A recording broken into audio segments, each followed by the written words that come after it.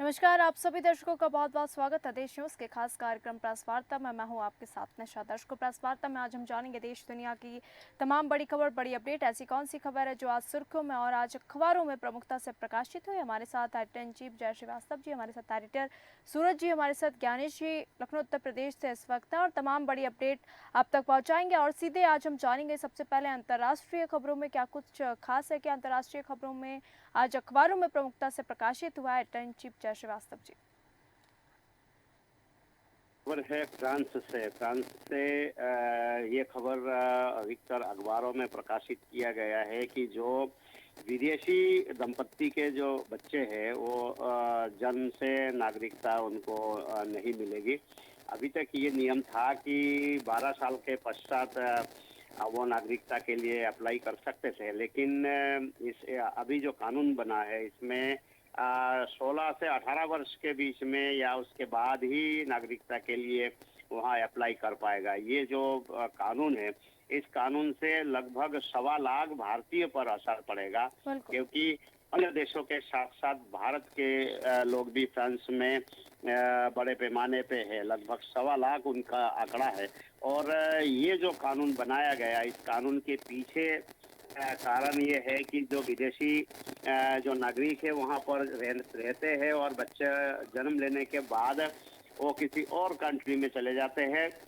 इसी को देखते हुए उन्होंने ये फैसला लिया है, ये कानून बनाया कि यदि यहाँ विदेशी दंपति का कोई बच्चा होता है तो उसको तत्काल या 18 वर्ष से पहले नागरिकता नहीं दी जाएगी। उसके लिए भी कानून ये है कि उसको पहले फ्रांस में रहना पड़ेगा, और ऐसा नहीं है कि जन्म के बाद वो कहीं और बाहर चला गया और फिर आके नागरिकता लेने की कोशिश करेगा, तो निश्चित रूप से उसको पुनः उतने ही दिन इंतजार करना पड़ेगा। और इस प्रकार से जो है वहाँ के नागरिकता का जो कानून है वो सख्त कर दिया गया है।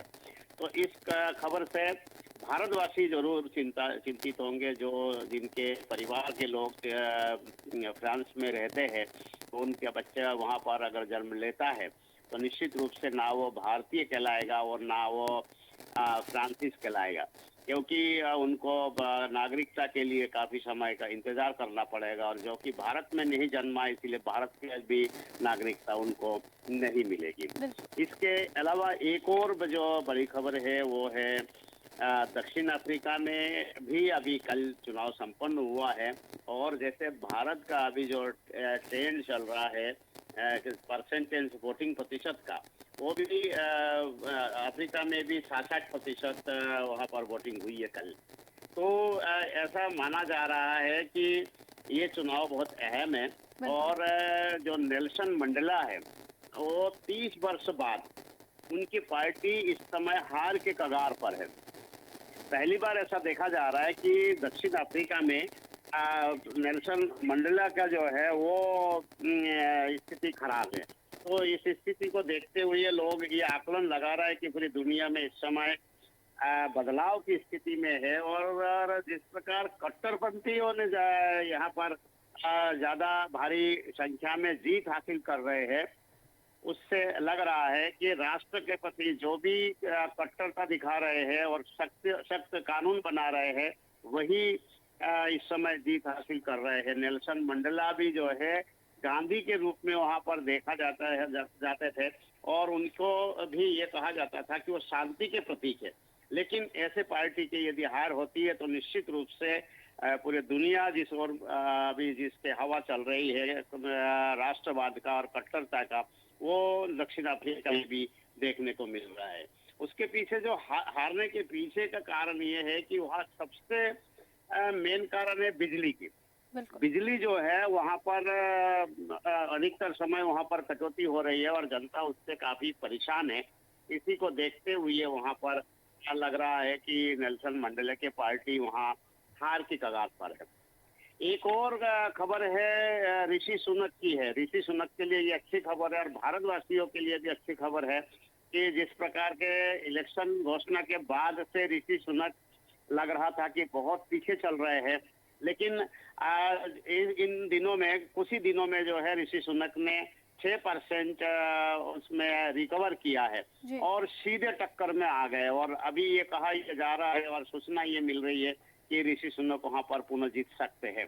कड़ी टक्कर में आ गए हैं और आने वाले समय में अभी जिस प्रकार से तेजी से उन्होंने रिकवर किया है और अल्प समय में रिकवर किया है और ज्यादा समय अभी बाकी है, तो इसको इसको देखते हुए ऋषि सुनक के लिए एक अच्छी खबर ये मिल सकती है। और ये भी देखा ये जा रहा है कि जो भारत वासी है वहां पर जो लंदन में है उनके या जो ब्रिटेन में है उनको ऋषि सुनक के प्रति जो है अपना मत दे रहे हैं कि भारतवर्षीय है और उन्होंने जिस प्रकार से वहां पे भारत के जो प्रवासी हैं उनके लिए जो फैसले लिए हैं वो सब संतुष्ट है। और बीच में जो नाराजगी थी उसे दूर कर लिया गया है।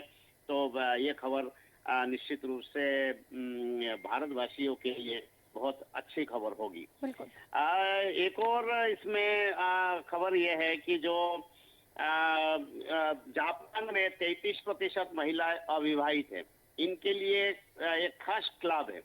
तो 1960 से ये क्लब चालू है, लेकिन होस्ट क्लब कल्चर जो है वहां पर देखने को मिल रहा है। लेकिन इससे जापान के जो जनसंख्या है वो चिंता का विषय बना हुआ है। और 33% महिलाएं यदि अविवाहित रह जाती है तो निश्चित रूप से उस देश में जनसंख्या घटना सुनिश्चित है। तो ये खबर को भी ज्यादा इस बार अखबारों में स्थान दिया गया है। इसके पीछे के कारण ये है कि किसी भी देश में, जैसे चीन को लीजिए, चीन भले ही सबसे दुनिया में ज्यादा जनसंख्या वाला देश है, लेकिन वहां पर भी जो है एक नियम है कि आप 2 बच्चे से ज्यादा जन्म नहीं दे सकते हैं। बिल्कुल। और इसी प्रकार जापान में जो है 33% महिला अविवाहित होने के कारण से वहाँ के जो जन्म दर है वो बहुत ही ज्यादा कम है। और इसको देखते हुए सरकार उनको मोटिवेशन करके कुछ ना कुछ निर्णायक भूमिका निभाने के उसमें फिक्र में है और उनके लिए ठोस वहाँ नीति बनाने की ओर अग्रसर है सरकार। जी निशा। जी बिल्कुल। और तमाम राष्ट्रीय स्तर पर ऐसी कौन सी खबरें जो आज सुर्खियों में और अखबारों में प्रमुखता से प्रकाशित हुई हैं, हम जानेंगे हमारे एडिटर सूरज जी से। बिल्कुल निशा, चुनाव चल रहे हैं देश में और 7वें चरण का मतदान होना है 1 जून को। और आज चुनाव प्रचार का आखिरी दिन है। आज शाम को 5 बजे चुनाव प्रचार थम जाएगा। सभी राजनीतिक दलों ने अपने अपने स्तर पर सभी तैयारियां कर रखी हैं। चुनाव आयोग की तैयारियां हो चुकी हैं और इसी के साथ ही सब अपने पूरा दमखम लगा रहे हैं।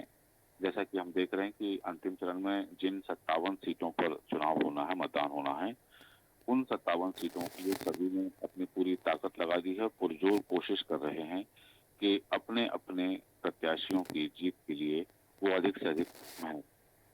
जहां इस तरफ चुनाव में हम देख रहे हैं कि उत्तर प्रदेश के गाजीपुर में केंद्रीय गृह मंत्री अमित शाह रोड शो कर रहे हैं और उन्होंने कहा है कि, क्योंकि मैं ये 2 बयानों की जिक्र इसलिए कर रहा हूँ, प्रधानमंत्री नरेंद्र मोदी का और केंद्रीय गृह मंत्री अमित शाह का।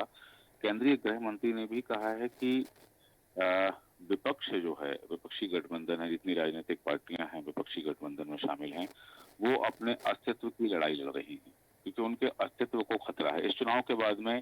क्योंकि जैसे पहले हमने देखा था कि भारतीय जनता पार्टी ने नारा दिया था कि वो कांग्रेस मुक्त भारत चाहती है और भारत को कांग्रेस मुक्त करने का लक्ष्य उन्होंने रखा था। इस तरह की बयानबाजी पहले आया करती थी। लेकिन जैसा कि हम देखते हैं कि लोकतंत्र की गरिमा तभी है, लोकतंत्र का महत्व तभी है जब सशक्त विपक्ष हो। यदि विपक्ष मजबूत नहीं होगा, विपक्ष की सदन के अंदर मजबूती से उपस्थिति नहीं होगी, तो ये तानाशाह की ओर बढ़ाया हुआ एक कदम हो जाएगा, तानाशाह की ओर बढ़ते हुए कदम हो जाएंगे। क्योंकि जैसे कि डिक्टेटरशिप हम देखते हैं कि वहां लोकतंत्र नहीं होता है। लोकतंत्र में विपक्ष की मजबूती आवश्यक है। और केंद्रीय गृह मंत्री का ये जो बयान है, उन्होंने जो कहा है कि विपक्ष अपने अस्तित्व की लड़ाई लड़ रहा है, ठीक है। तो पिछले 2019 का जो चुनाव परिणाम रहा है वो विपक्ष के लिए चौंकाने वाला रहा है। हालांकि सियासी गलियारों में 2024 के चुनाव परिणाम को लेकर बहुत सारी कवायद चल रही है। जिस तरह से भारतीय जनता पार्टी ने चुनाव के पहले चरण में नारा दिया था, अब की बार 400 पार, क्योंकि कुल 543 सीटें हैं। मैं बताना चाहूंगा कि इन 543 सीटों में से विपक्षी गठबंधन 541 सीटों पर चुनाव लड़ रहा है और एनडीए जो है एनडीए 540 सीटों पर चुनाव लड़ रही है। तो अब यदि 540 सीटों पर चुनाव लड़ने के बाद में वो 400 पार का नारा दे रहे हैं, तो ऐसी स्थिति में विपक्ष की उपस्थिति सदन में कैसी हो सकती है, उसका हम आकलन कर सकते हैं। दूसरी तरफ प्रधानमंत्री नरेंद्र मोदी कल भुवनेश्वर में थे और जिस तरह से उन्होंने कहा है कि आने वाले 6 माह में देश की राजनीति में एक बड़ा भूचाल आने वाला है, बड़ा तूफान आने वाला है। उन्होंने कहा है कि ये जो परिवारवादी पार्टियां हैं, ये 6 माह में खत्म हो जाएंगी। ये आपस में ही इनके इतने विवाद होंगे कि अब उस विवादों में ये पार्टियां ही खत्म हो जाएंगी। तो ये प्रधानमंत्री नरेंद्र मोदी का जो बयान है, केंद्रीय गृह मंत्री के बयान के समतुल्य ही है। जैसे उन्होंने कहा कि विपक्ष अपने अस्तित्व की लड़ाई लड़ रहा है, तो उन्होंने कहा कि ये पार्टियां ही खत्म हो जाएंगी, जो परिवारवादी पार्टियां हैं वो खत्म हो जाएंगी। क्योंकि जैसा मैंने उल्लेख किया कि अंतिम चरण का चुनाव प्रचार आज खत्म होने वाला है और उसके बीच में इस तरह के बयान जो सामने आ रहे हैं कि प्रधानमंत्री नरेंद्र मोदी ने कहा है कि 4 जून के बाद के जो 6 महीने होंगे उसमें देश के विकास की नई इबारत लिखी जाएगी और देश एक नई रफ्तार पकड़ेगा। 6 महीनों में राजनीति में बड़ा तूफान आएगा और सिर्फ ओडिशा नहीं बल्कि पूरे देश में एक मजबूत भाजपा सरकार बनाने का उन्होंने फैसला लिया है। उन्होंने कहा कि घुसपैठिए बंगाल के युवाओं के हाथों से अवसर छीन रहे हैं।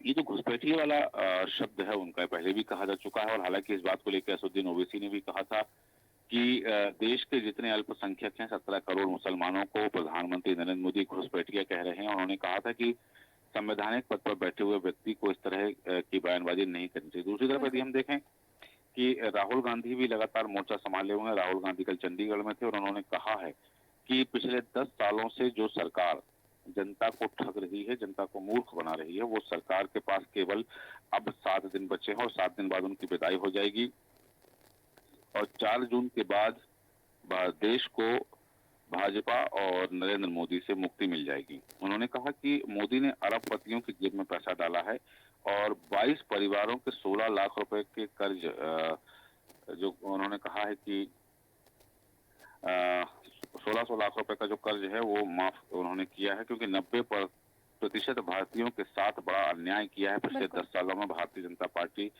की सरकार ने। उन्होंने एक बार फिर अपने बयान को दोहराया कि संविधान खतरे में है और यदि एनडीए की सरकार बनती है तो एनडीए सरकार संविधान को नहीं मानेगी, वो संविधान को फाड़ कर फेंक देंगे। यदि उन्होंने बताया कि संविधान है तो सम्मान है।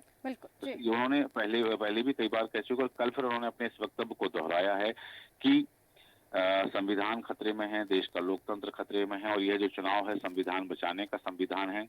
इस तरह से उन्होंने अपने बयान को लेकर के कल फिर उसी चीज को दोहराया है जो पहले ही वो कह चुके हैं। क्योंकि हालांकि इस बात को लेकर के चुनाव आयोग ने तल्ख टिप्पणी की थी, नोटिस भी जारी किया था कि जिस तरह से बातें सामने आती हैं संविधान को लेकर के बयानबाजी ना हो, धर्म को लेकर के बयानबाजी ना हो, लेकिन राहुल गांधी लगातार अपने उसी बयान पर कायम है और संविधान के लिए चुनाव है, इसलिए वो संविधान बचाने की बात कर रहे हैं। निशा, मैं इसके अलावा कुछ और खबरों पर ध्यान आकर्षित कराना चाहूंगा। सबसे पहली खबर है दुष्कर्म की खबरें जो आ रही हैं। एक शब्द हालांकि जैसे उचित नहीं है कहना, लेकिन वो अतिशयोक्तिपूर्ण नहीं होगा कि हम देखते हैं जब अखबारों में पढ़ते हैं, न्यूज चैनल्स पर देखते हैं, हमारे ही चैनल पर वो खबरें प्रसारित की जाती हैं कि स्याही भी नहीं सूख पाती है अखबार की और फिर एक खबर आ जाती है बलात्कार की। इस समय जैसा हम देख रहे हैं कि ये मानवता की बात कर सकते हैं हम, जिस तरह से दुष्कर्म की खबरें आ रही हैं इसको लेकर के कानून सख्त हैं, सख्त फांसी की सजा का प्रावधान भी है, उसके बावजूद इस तरह की जो घटनाएं बढ़ रही हैं।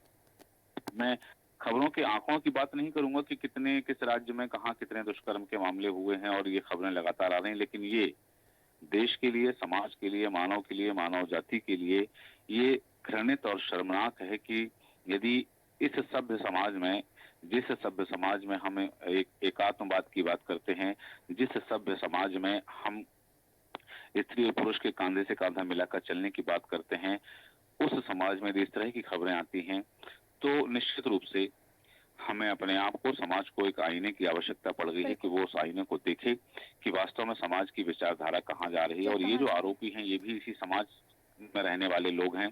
यदि उनकी इस तरह से विकृत मानसिकता है और यदि वो मानसिक रूप से बीमार हैं तो ऐसे लोगों को समाज में रहने की आवश्यकता नहीं है। बिल्कुल।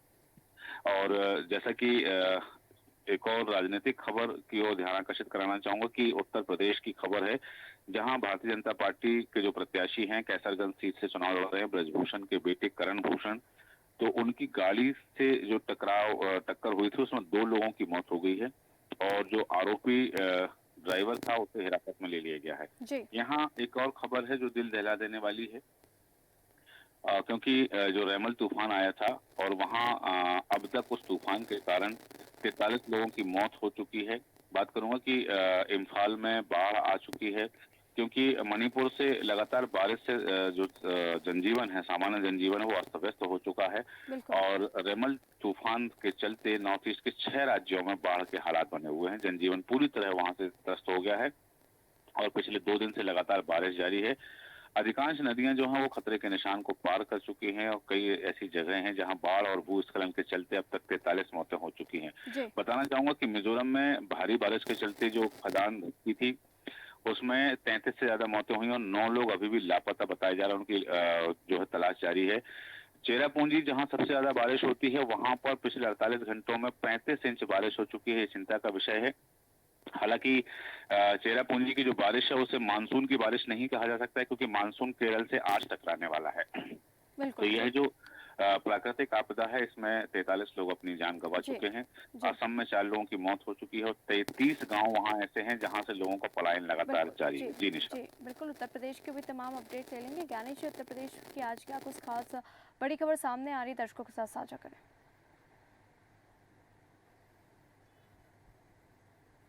कि कल जो है ब्रजभूषण सिंह के बेटे करण ने के काफिले ने 4 लोगों को रौंद दिया और 2 लोगों की मौके पर मौत हो गई। बिल्कुल। ये गंभीर मामला बताया जा रहा है। बता दूं कि कल बहराइच जिले के विधानसभा कैसरगंज से सामने आई थी खबर कि यहाँ पर बीजेपी उम्मीदवार करण भूषण सिंह के काफिले की गाड़ी ने कल 3 बच्चों को कुचल दिया और जिसमें 2 बच्चों की मौके पर ही मौत हो गई, वहीं 2 महिलाएं गंभीर रूप से घायल हो गईं। करण भूषण सिंह इस सीट के मौजूदा सांसद ब्रजभूषण सिंह के बेटे हैं और बताया ये भी जा रहा है कि करण भूषण सिंह मौके पर नहीं रुके, जबकि उस काफिले में वो शामिल थे।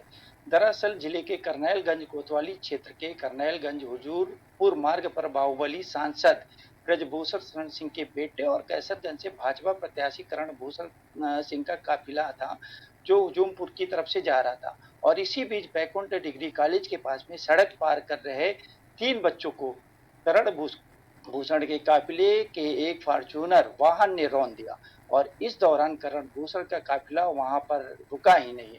मानवता को कहीं न कहीं तार कर देने वाली ये घटना है। बिल्कुल। दिशा बता दूं कि घटना हो जाती और अगर आप मौजूदा विधायक के बेटे हैं और सांसद हैं, आपकी जिम्मेदारी और बनती है। तो कहीं न कहीं ये लापरवाही है। इसकी नाराजगी को चलकर हालांकि लोगों ने इस दौरान चौकी पर गए और स्थानीय लोगों ने जो है नाराजगी जाहिर की, लेकिन कहीं न कहीं वो वहां से निकल गए और मौके बिल्कुल। पर 2 बच्चों की जब मौत हुई तो वहीं परिजनों और स्थानीय लोगों ने तीसरे बच्चे को अस्पताल में भर्ती कराया, जहां उसका इलाज चल रहा है। फिलहाल मौके पर सैकड़ों लोग इकट्ठा होकर पुलिस भी मौके पर पहुंच गई थी और लोगों ने सड़क जाम कर कार्रवाई की मांग की। आपको बता दें कि कैसरगंज से मौजूदा जो है बीजेपी सांसद ब्रजभूषण सिंह के बेटे हैं। तो इस तरीके से कहीं न कहीं उन पे आरोप लगाया और एक घटना हुई। अब हम बात करेंगे उत्तर प्रदेश में उन्नाव की, जहाँ पर कल ज़मीनों को लेकर जो गरीब बच्चियाँ थी, उन पर जो है दबंग युवकों ने हमला किया और जबकि बेटियों ने हाथ जोड़-जोड़ कर वो मिन्नतें करती रहीं कि पिताजी को छोड़ दीजिए। लेकिन कहीं न कहीं बता दूँ कि सोशल मीडिया पर कार सवार युवकों ने किसान के साथ लाठी से मारपीट का जो 58 सेकंड का वीडियो है वो वायरल हो रहा है और वायरल वीडियो में किसान की जो पिटाई के दौरान जो मौजूद बेटियां हैं, वो बचाने के लिए हाथ जोड़ रही हैं और गुहार कर रही हैं कि हमारे पिताजी को छोड़ दो। लेकिन कहीं न कहीं युवक जो है वो पसीज नहीं रहे। जी बता बिल्कुल। दूँ कि 2 कार में सवार युवक आए और बहनों को उठाकर वाहन में डाल रहे थे। जी। यह जी। देख पिता अशोक कुमार ने क्रोध किया। जी। और तमाम उत्तराखंड के अपडेट ले लेंगे। हमारे साथ महेश जी हैं। महेश जी, उत्तराखंड में आज क्या कुछ खास है, क्या कुछ बड़ी खबर सामने आ रही, दर्शकों के साथ साझा करें। निशा जी, उत्तराखंड के सभी अखबारों ने लगभग हिंदी इंग्लिश के सभी अखबारों ने आज पत्रकारिता दिवस को सभी को बधाई दी है। तो साथ ही आज भारत के उपराष्ट्रपति जगदीश धनखड़ जी जय श्री राम का दर्शन करेंगे। तो एक दुखद खबर ये है कि दिल्ली की एक एमसी जिनरल स्कूल के छात्र पिकनिक मनाने के लिए नैनीताल आए थे। वहां उनके बस का संतुलन नहीं हो पाया तो वो वहां खेत में गिर गए, जहाँ 6 बच्चे वहां घायल हो गए हैं। उत्तरकाशी के वरुणटक पर्वत पर आग लग गई है। आग बुझाने का प्रयास लगातार जारी है। आपको बता दूं कि यह कलेक्ट्रेट से मात्र 150 गज की दूरी पर यह आग लगी हुई है। ये वरुणावत पर्वत पर आग लगी हुई है, जिससे बहुत नुकसान होने की संभावना है। आपको एक बात और बता दूं कि यहाँ नैनीताल के पास की ही कल्ला गांव में स्टोन करेसर है। स्टोन करेसर में कल रात्रि में बाघ गिर गया था। बाघ पर रेस्क्यू करने के लिए वन विभाग को काफी मेहनत करनी पड़ी और उन्होंने रेस्क्यू कर लिया है। हेली सेवा में ठगी का एक और प्रकरण सामने आया है। लगभग 2 लाख रुपए की ठगी कर ली गई है। तो वही फर्जी रजिस्ट्रेशन के मामले में अभी तक 39 मुकदमे दर्ज कर लिए गए हैं। तो 8 लोगों को गिरफ्तार कर लिया गया है। जी निशा जी, मैं आपको बता दूं, मध्य प्रदेश में एक बेटी ने अपने पिता और भाई को मौत के घाट उतार दिया था और अपने प्रेमी के साथ फरार हो गई थी। वह लड़की हरिद्वार से बरामद कर ली गई है और उसके प्रेमी वहां से भाग गया है। 4 धाम यात्रा की बात करता हूँ। लगभग 3000 भक्त अभी भी दर्शन के लिए इंतजार कर रहे हैं। 4 धाम के लिए उन्हें हरिद्वार और ऋषिकेश में जो होल्डिंग पॉइंट बनाए गए हैं वहां पर श्रद्धालु रुके गए हैं। जी आपको जी एक बात और बता दूं, देहरादून में लगातार अतिक्रमण को सफाई किया जा रहा है। दीपनगर में सरकारी भूमि बेचने का भी प्रकरण सामने आया है, जिसमें 8 अवैध मकान गिरा दिए गए हैं और जी। जिन लोगों ने वे जमीन नगर निगम की बेची थी उनके खिलाफ मुकदमा दर्ज कर लिया गया है। जी निशा जी, हरिद्वार में एक साथ 4 शव मिले हैं, जिससे यहाँ सनसनी फैल गई है। शव की पहचान कराने के लिए पुलिस मशक्कत कर रही है। उन्होंने सोशल मीडिया सहित अन्य अखबारों में इसका विज्ञापन दिया है। जी जी 4 धाम मार्ग पर रिलीज सेंटर जो खोले गए हैं उसमें अभी तक लगभग 3000 श्रद्धालुओं को ऑक्सीजन की सुविधा दी गई है। जिन लोगों को ऊपर हाइट पर जाकर के ऑक्सीजन की कमी हो गई थी, उसको सरकार ने चिकित्सा विभाग के साथ मिलकर के जो रेस्क्यू की है, उन्हीं में लगभग 3000 लोगों को उसका फायदा मिला है। जी बिल्कुल बात आप करता हूँ लोकसभा चुनाव 2024 की, तो यहाँ 5 सीट बढ़ती है।